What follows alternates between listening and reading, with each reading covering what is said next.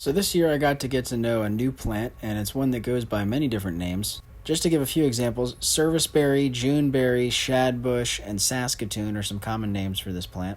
There's over 24 species of Juneberry across the world. Most of them are located in North America, although some are native to Europe and Asia. Pretty much no matter where you go in North America, there's probably at least one, if not multiple, species of serviceberry native to that part of the continent. There's a lot of really cool things about this plant, but the highlight for me is definitely the berries, which is what we're looking at here.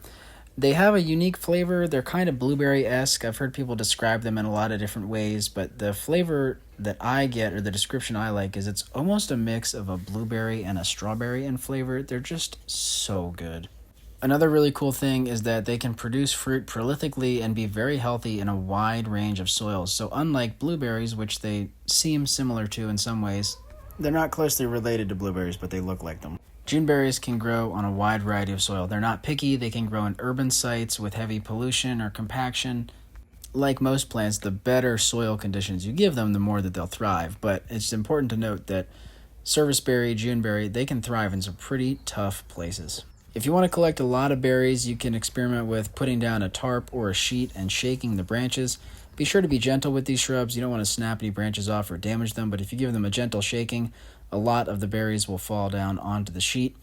In a short amount of time, you can get a lot of fruit, but you also get some other debris, leaves, unripe fruit, sticks, rotten ones. If you pick them by hand, kind of the more traditional way, you'll definitely get a cleaner product. You'll have less sorting to do, but it does take longer to pick them that way. It's relatively common to find these planted in urban areas.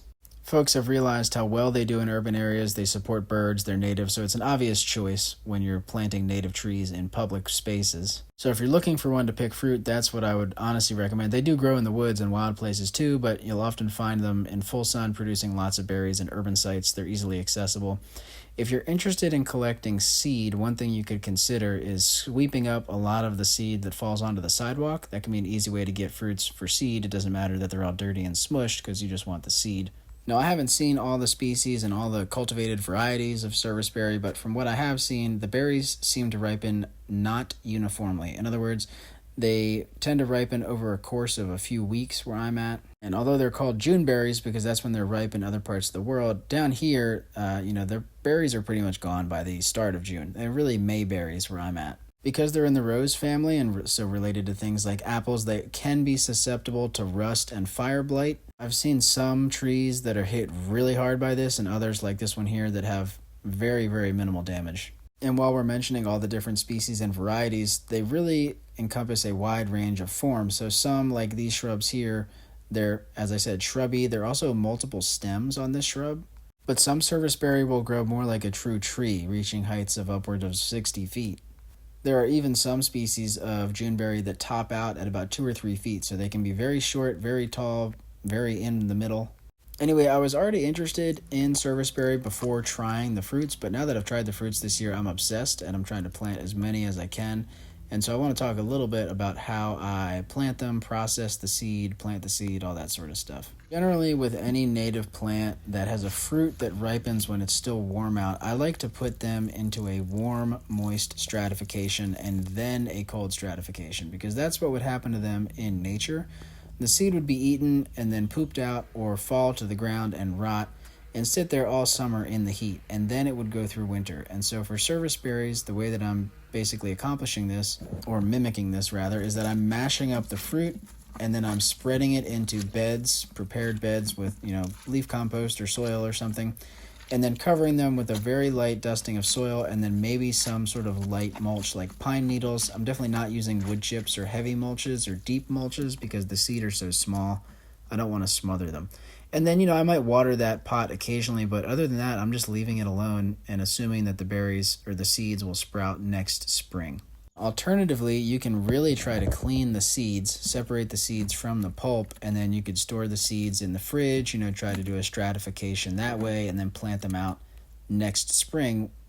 If you really want to clean up the seeds for any reason, it's pretty much your typical wet seed saving process, the same you would do tomatoes. You want to mash up all the fruit, and then add in some water, stir it up really good. I've experimented with, letting it ferment for a day or two. I think that kind of helps some of the pulpy material break down and be easier to separate from the seed. On a relatively large scale like this, where I have, enough seed to fill the bottom of a bucket, I use the paint mixer bit on a drill, pour some water in the bucket, and let it rip for a little bit to really mash up all that pulp. And we're trying to separate the seed from the pulp in this watery mixture.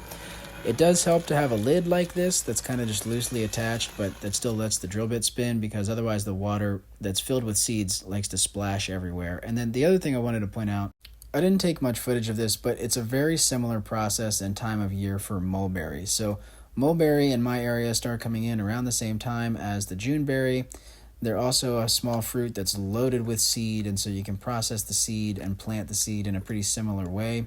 This is a big batch of, fermenting mulberry fruits and seeds in water that instead of using a paint mixer here, I'm just stirring it up with a stick. The low-tech way also works great. There's no exact recipe for how long to mix this up. You'll kind of get the feel for it as you try it out. And then, just once you feel that you're done mixing and you want to try separating the liquid from the solid, you got to get another bucket and you just slowly pour this stuff off.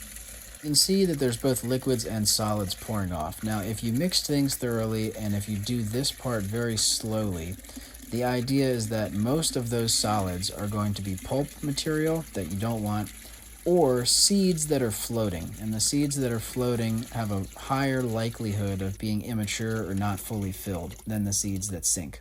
And so if you repeat this process many times by getting clean water, adding it to what in this case is the green bucket, the bucket with all the good stuff in it, and just keep changing the water, dumping it off, you'll eventually get down to pretty clean seeds. So if for any reason you want to separate, the pulp from the clean seeds to either store them, distribute them, plant them, one by one in cells, whatever, there's a lot of different reasons you may want the seed to be clean.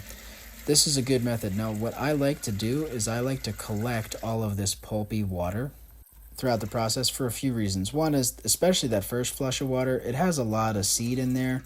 Some of that seed is going to be immature and probably not viable, but some of it's probably pretty good. And so I'll take that really pulpy stuff from the first wash and I'll spread that over a garden bed in hopes that maybe some of those seeds might germinate. The other thing is the subsequent changes of water, they still have a lot of nutrient and plant material in them. A lot of the remains of the fruit, there's pulp, there's bits of skin, there's juice, and I like to either pour that onto a compost pile or, use it to water some sort of perennial in the landscape. It's good stuff. Like I said, there's nutrients, there's some microbes in there. I definitely don't want to just flush it down the drain or dump it randomly in some spot in the yard, because it's good stuff. I find getting the seeds relatively clean is pretty quick and easy, but if you want to get the seeds entirely free of any material, it takes many, many flushes of water. And for this part of the process, screens can really be helpful. You can use screens in one of two ways. If you have a screen that has holes that are larger than the seed, you can flush the seeds through the holes and the larger pieces of debris will get caught by the screen. Alternatively, if you have a lot of really small pieces of debris, you can use a screen that has a hole size that will catch the seeds, but it will not catch the really small, fine pieces of debris like silts, little clay particles and things of that size. And this really goes for all sorts of seed saving, having various size screens and buckets and jars and all that sort of stuff. It definitely makes the process easier. You can see with this mulberry seed how many seeds are now down towards the bottom of the bucket. This is all that seed that's almost clean from this, bucket of mashed up fruit. It's probably about a gallon of fruit when I started, something like that. And I just raked it or swept it up really off the concrete underneath of that tree. Swept up all the rotten fruit, mashed it up with my hands, mixed it up in the water like you saw, and that's how I got all these seeds.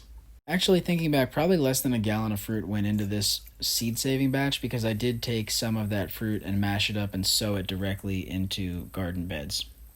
Anyway, you get the gist. But yeah, so that's serviceberry. You can also propagate them from cuttings, but I'm not experienced in that, so I'll leave that for other folks to talk about. You can see here how much debris got caught by that screen and all the little seeds flushed through. Look how clean they are. I mean, this is totally clean enough for me. I know it could be cleaner. There's still some debris, but that's perfectly fine for me.